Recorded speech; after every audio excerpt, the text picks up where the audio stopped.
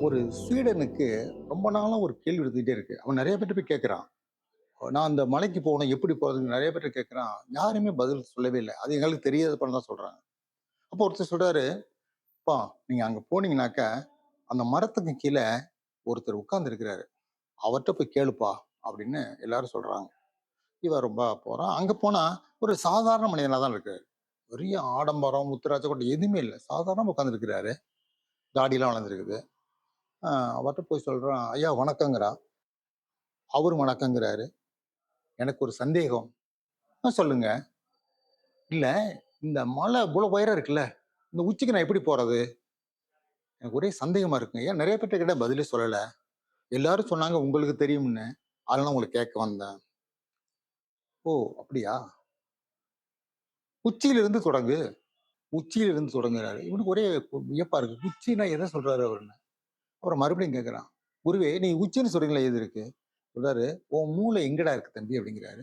தலையில இருக்குது. அங்க முதல்ல நீ யோசி. உன் மூளையில யோசி. இந்த மலை உச்சிக்கு போறதுக்கு என்னன்னு யோசினாக்க அதே பதில் சொல்லு போயிரலாம். நீ அத யோசிக்காம இருந்தா எங்கேயுமே போ முடியாது. அப்படின்னு அந்த ஜென் குரு சொல்றாரு. எப்பொழுதுமே ஜென் தத்துவம் என்பது அ போற போக்குல சொல்லிட்டு போயிருவாங்க. நீங்க தான் அத யோசிக்கணும். நீங்க அரியுமதி ஒரு கவிதை எழுதியிருப்பாரு.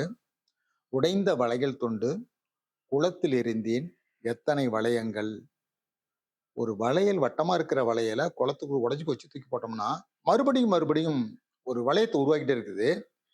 பொதுவா பார்க்கிறவங்களுக்கு ஒரு வளையமா தோணும். ஆனா, அந்த அலை என்னன்னா, குளம் ரொம்ப அமைதியா இருந்துச்சு. இந்த வளையல் துண்டு விழுந்த உடனேயே அதுக்கு ஒரு வலி ஏற்படுது. இந்த வலிய மெல்ல மெல்ல வந்து கரைக்க சொல்லுது. எவனோ ஒருத்தன் பாத்தியா என்ன கலைச்சு போட்டான், வலிக்குதுன்னு அந்த அலை வந்து கரைக்க சொல்லுதாம். இது ஒரு தத்துவமான விஷயம். அது மாதிரி தான் நீங்க எங்க தொடங்கணும், எங்க போகணுங்கிறத உங்களுக்குள்ள தீவிரமான எண்ணம் இருந்தால் மட்டுமே தான் அத அடைய முடியும். இல்லாட்டி முடியவே முடியாது. அதுதான் ஜென் தத்துவத்துல சொல்றாங்க. எஸ். அருணாசலம் அப்படிங்கிற ஒரு வழக்கறிஞர் சென்னை நீதிமன்றத்துல இருக்காரு.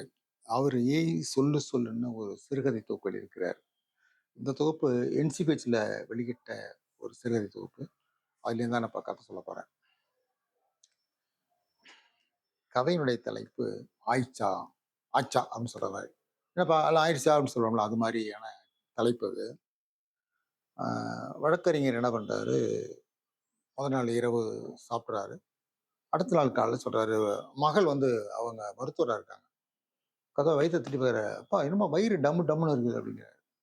நீங்க ஒரு வீட்ல யாராவது ஒரு மருத்துவரா இருக்காங்கன்னு வச்சுக்கங்களேன், உங்கள வந்து மானிட்டர் பண்ணிட்டே இருப்பாங்க. அத சாப்பிடாதீங்க, இத சாப்பிடாதீங்க, அப்படி இருங்க இப்படின்னு உங்கள உங்கள வந்து டிக்டேட் பண்ணிட்டே இருப்பாங்க. மருத்துவர் இருந்தாலும் சரி. அப்புறம் உங்க வீட்ல ஒரு டீச்சர் யாராவது இருந்தாங்கன்னு வச்சுக்கங்களேன், அவங்க டிக்டேட் பண்ணிட்டே இருப்பாங்க. அவங்க அந்த வேலைய செய்ய மாட்டாங்க. டீச்சராவே இருப்பாங்க. அப்புறம் இந்த போலீஸ்காரவங்கலாம் இருக்காங்கல்ல, அவங்களும் அப்படித்தான் இருப்பாங்க. இது எல்லாமே உளவியல் ரீதியா நெறைய விஷயம் நான் பார்த்தது. கல்லூரியில வேலை செய்யும்போது, இது மாரி நெறைய மாணவருடைய செயல்பாடெல்லாம் பார்க்கும்போது அப்படியெல்லாம் இருந்திருக்கும். அதே மாரி தான் இங்க. அவர் என்ன பண்ணுவாரு, அடுத்த அன்னைக்கு இரவு காலையில சொல்லுவாரு, "இப்படிலாம் இருக்குப்பா வயிறு." "ஏன்பா என்னாச்சு?" "அப்பா நீங்க சாப்பாட கொஞ்சம் அளவா சாப்பிட்டுருக்கணும்பா." "சும்மா இரு புள்ள. எப்போதும் உங்க அம்மாவுக்கு இப்படி ஒரு மீன் குழம்பு பக்குவமே வராது. என்னமோ இன்னைக்கு உங்க அத்தை வச்ச மீன் குழம்பு மாரி அவ்வளோ ருசியா இருந்துச்சா, நாக்கு கேட்கல. அதனால கொஞ்சம் கூடுதலா சாப்பிட்டேன்." அப்படின்னு சொல்லுவாரு. நீங்க வள்ளுவன் ஒண்ணு சொல்லுவான். "யாகாவாராயினும் நாகாக்க." நாக்கு வந்து பேச்சுக்கு மட்டும் இல்ல, ருசியா இருந்தா கூட, இது போதும்னு நினைக்கும்போது நிறுத்திறணும். எல்லாத்தையுமே. பேச்சா இருக்கட்டும், நடிப்பா இருக்கட்டும், எதுவுமே ஒரு நிறுத்திக்கிற ஒரு மனநிலை உள்ள இருக்கணும். அது நீ அப்துல் ரஹ்மான் சொல்லுவாரு. "எல்லையை தெரிந்து கொள், அளவை மீறாதே" அப்படிம்பாரு. அந்த லிமிட் தெரியும் நமக்கு. அதுக்கு மேல போயிறக்கூடாது. சொல்லுவாரு, "அதான் கொஞ்சம் கூடுதலா சாப்பிட்டோம்பா, அதான் வயிறு ஒரு மாரி டம்முன்னு இருக்குது." அப்படின்னு அவரு சொல்லுவாரு அந்த வழக்கறிஞர் மகள்கிட்ட. சொல்லுவாரு, "உங்க பாட்டி எங்க அம்மா வைக்கிற குழம்பு இருக்குல்ல, அந்த குழம்பு, அந்த துவையல் இதெல்லாம் எவ்வளவு ருசியா இருக்கும் தெரியுமா?" இத பத்தி எஸ். ராமகிருஷ்ணன் ஒரு விஷயம் சொல்லுவாரு. ஒவ்வொரு மனிதனுக்குள்ளேயும் அவங்க அம்மாவுடைய ருசி இருக்கும் மைண்ட்ல. அது சீக்கிரம் இன்னொரு ருசியோட ஒத்து போகவே போகாது. ஏன்னா உடனே கம்பேர் பண்ணுவாங்க. எங்க அம்மா வைக்கிற மாரி குழம்பு இல்ல, உங்க அம்மா வைக்கிற மாரி ரசம் இல்லன்னு சொல்லிட்டே போவாங்க. அது மாதிரி இவருக்குள்ள ஒரு விஷயம் இருக்கு. மனைவி கொஞ்சம் கிண்டலும் பண்றான்னு வச்சுக்கங்களேன். சொல்றேன், "இருந்தாலும்ப்பா நீ கொஞ்சம் அளவா தான்ப்பா சாப்பிட்டுருக்கணும்." சொல்லுவாரு, "இல்லப்பா, நான் வந்து இரவுல இது கொஞ்சமா சாப்பிட்டா பசி வந்துருது. அதனால ஃபுல்லா சாப்பிட்டேன். அதான் பிரச்சனை அப்படின்னு சொல்லுவாரு. இல்ல போக மகளே போகவே இல்லையே என்ன பண்றது? சரி இருங்க பண்ணுவோங்க. ஒரு மருந்து எழுதி குடுப்பாங்க. இந்த மருந்த வாங்கி சாப்பிடுங்கப்பா.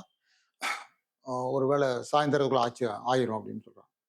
இவ அங்க மருத்துவமனைக்கு போயிட்டு கேட்கிறா அப்பாவுக்கு ஃபோன் பண்ணி. என்னப்பா ஆச்சிரும் ஆச்சா? ஆகலப்பா அப்படிங்கிறார். அவர் என்ன பண்றாரு, நண்பர் ஒருத்தர பார்க்க போறாரு. அவரு ஒரு நாட்டு மருந்தெல்லாம் குடுக்குறாரு. கத்தாழை இதெல்லாம் எடுத்து குடுக்குறாரு. அது சாப்பிட்டா இவர் வந்து இந்த அலோபதி மருத்துவத்தில பெரிய அளவுக்கு ஈடுபாடு இல்ல. அது சாப்பிட்டா போயிருமோ? லேகியம் சாப்பிட்டா போகுமா? அப்படிங்கிற மாரி நெனைக்கிறாரு. ஆனா அது போகவே இல்ல. நான் சொல்லுவேன், உலகத்திலே மகிழ்ச்சியான எது தெரியுமா? மனிதனுடைய கழிவுகள் வெளியேறது தான். அதான் மகிழ்ச்சியான விஷயம். இத நீங்க எங்க தெரியுமா சந்திக்கலாம்? அரசாங்க பள்ளிக்கூடத்தில படிக்கிற புள்ளைங்கள இந்த இன்டர்வல் விடுவாங்க பாருங்க. ஓட்டம் நடைமை ஓடுவாங்க எல்லாரும். ஓடி போய் அந்த சிறுநீர் கழிச்சு வந்து பயங்கர சந்தோஷமா இருக்கும். அது அங்க பார்க்கலாம். அதுபோல இந்த வயித்துக்குள்ள இருக்கிற கழிவு வெளியவே இல்ல. என்னடா இது இப்படி ஆயிருச்சேன்னு ரொம்ப அதுக்குள்ளேயே குழம்பிட்டாரு. வேற எதுவுமே அவரால யோசிக்க முடியல.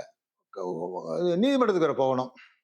அங்க கேட்கிற அந்த கேஸ் ஆச்சான்னு சொல்லும்போது இவருக்கு ஒரு மைண்ட்ல நம்மள தான் கேட்கிறாங்களோ அப்படின்னு ஒரு மனது. 2வது நாள் ஆச்சு 2வது நாளும் போகவே இல்ல. 2வது நாள் இரவு என்ன பண்றாங்க, திடீர்னு அவர் நண்பர் இவர் சினிமாவுல நடிக்கிறது, நாடகத்துல ரொம்ப விருப்பமான ஒரு ஆளா இருக்காரு. அவர் ஃபோன் பண்ணி, "இன்னைக்கு வந்து ஒரு சீன் ஒண்ணு நீங்க நடிக்கணும். அது வந்து ஒரு தாசில்தார் மாரியான ஒரு கேரக்டர் நீங்க வந்து நடிக்கணும்." "சரி நான் வர்றேன்" அப்படின்னு சொல்லி கிளம்பி போயிடுறாரு. இரவு 2 மணிக்கு கிளம்பி போறாரு. போய் கேரவான்ல இருக்காரு. அது ஏசி ரூமு. ஆனாலும் மைண்டுக்குள்ள இது ஓடிக்கிட்டே இருக்கு. இது வெளிய போகணுமே, போகாம இருக்குது. என்ன பண்றது? இங்க தான் வந்துட்டா என்ன பண்றதுன்னு சொல்லிட்டே இருக்காரு. எல்லாம் பேசி முடிச்ச உடனேயே அங்கேருந்து ஆச்சான்னு கேட்பாங்க. அந்த ஷூட்டிங் ஸ்பாட்ல ரெடி லைட்டிங்லாம் ரெடி பண்ணி ஆச்சான்னு கேட்கும்போது, இவருக்கு உள்ள ஓ நம்மள தான் கேட்குறாங்க போல இருக்குன்னு உள்ள ஒரு எண்ணம் வந்துட்டே இருக்கும். ஒரு வழியா ஷூட்டிங்ல இருக்கும்பொழுது வந்துரக்கூடாதுன்னு ரொம்ப கவனமா இருப்பாரு. ஷூட்டிங் முடிச்சு வந்திருப்பாரு. அப்பயும் வந்திருக்க மாரி தெரியல. 3வது நாள் மகள் என்ன சொல்லுவா, மருத்துவர் இருக்காங்கல்ல, "இல்லப்பா இப்படியே போனாக்க இனிமா குடுத்து தான் எடுக்கிற மாரி ஆயிரும்பா" அப்படின்னு சொல்றாரு. இவரு இரவுல போய் உட்கார்ந்து டாய்லெட்டுக்கெல்லாம் முயற்சி பண்றாரு. ஒண்ணும் இல்ல. அப்புறம் அம்மா சொல்றா, "உங்க அப்பா ராத்திரி 2 மணிக்கு லைட் எல்லாம் போட்டு பாத்ரூம்குள்ள போயிட்டு வந்தாரு. என்னாச்சுன்னு தெரியலப்பா" அப்படிங்கிறாரு. போய் கேட்கிறா, "என்னப்பா? ஆச்சாப்பா?" "ஆகலப்பா" அப்படிங்கிறாரு. 3வது நாளு நைட்டு வந்து நல்லா தூங்குறாரு. விடியப்ப தூங்குறாரு. என்ன அப்பா இவ்வளவு நேரம் தூங்குறாரே? பாத்ரூம்குள்ள போய் பார்ப்பாங்க. அந்த பாத்ரூம்குள்ள உள்ள பொண்ணு ஒரே நாத்தமா இருக்கும். அந்த பொண்ணு வரும்போது மூக்க பிடிச்சு வெளிய வருவா. அந்த ஈரப்பதம் அப்படியே தொடர்ந்து போய் அவங்க அப்பா படுக்கிற இடத்துல முடியும். ஓ! அப்பா போயிட்டு வந்துட்டு போல இருக்கு. ஆச்சு போல இருக்கே! அவங்க அம்மா, அம்மான்னு சொல்லி காமிப்பா. இருந்தாலும் ஒரு வார்த்தை அப்பாட்ட செக் பண்ணி பார்க்கலாம். தூக்கத்துல எப்படி எழுப்புறதுன்னு அவருக்குள்ள ஒரு பயம் இருந்துட்டே இருக்கும். சரி, காலைல சீக்கிரம் எழுந்திரிக்கிற ஆளு அன்னைக்குன்னு 8 மணி ஆச்சு. இவ போகணும். ஆஸ்பத்திரிக்கு போகணும். வேலைக்கு போகணும். போய் மெதுவா டாடி, டாடி ஆச்சா? ஓகே அப்படிங்கிறாரு. திரும்பி படுத்துட்டாரு. அங்கேருந்து அம்மா ஓகே அப்படின்னு மகள் சொல்றா. சொல்லிட்டு இவ அதுபாட்டுக்கு ஒரு ஆட்டோ வந்து நிக்குது. மருத்துவமனை போறதுக்கு இவ ஆட்டோல போயிடுறா. ஒரு சின்ன விஷயம் தான். வயித்துல உள்ள கழிவு வெளியேறணும். வெளியேறாமல் இருக்கும் பொழுது இந்த மனிதன் படுற அவஸ்தை இருக்குல்ல, அது எவ்வளோ சிக்கலான விஷயம். அப்ப உங்க அளவ தெரிஞ்சுக்கங்க. ஒரு மைசூர் பாக்கு சாப்பிட்டா போதும். அதுக்கு மேல சாப்பிட்டா சிக்கலாயிரும். எல்லாத்துலயும் அளவா இருந்துன்னு வச்சுக்கங்களேன், எந்த பிரச்சனை எல்லாத்துக்குள்ளயும் நீங்க போலாம். நீங்க உணவுல இருந்து, பேச்சுல எல்லாத்துக்குள்ளயும் நீங்க இந்த இத நீங்க பொருத்தி பார்த்துக்கலாம். அப்படி ஒரு இந்த கதைய நான் ஒரு சுருக்கமா தான் சொல்றேன். இந்த கதைய நீ அதுக்குள்ள படிச்சு வச்சுக்கங்க. விரிவா படிக்கும்போது நல்ல நகைச்சுவை உணர்வோட இருக்கும். சிரிக்கலாம் நீங்க தனியா வந்து படிச்சா நான் சிரிச்சேன். இந்த கதைய படிக்கும்போது சிரிச்சேன்.